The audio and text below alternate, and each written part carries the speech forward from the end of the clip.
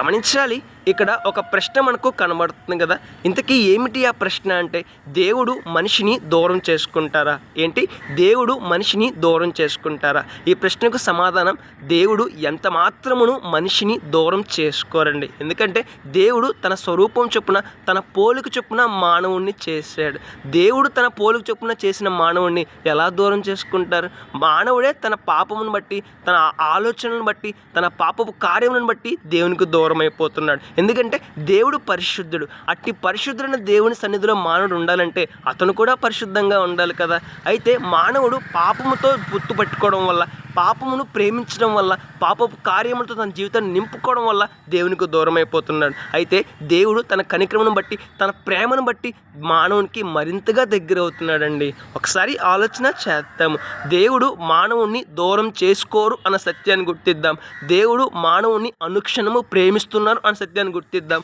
మానవుడు తన తప్పును తెలుసుకుని దేవునికి దగ్గర అవుతాడు అని దేవుడు ఆశిస్తున్నాడు అన్న సత్యాన్ని గుర్తిద్దాం. దేవుని సమీపంగా జీవిద్దాం, జీవితాన్ని మార్చుకుందాం. రేపటిన శ్రేష్టమైన ఆశీర్వాదాన్ని పొందుకుందాం. May God bless you.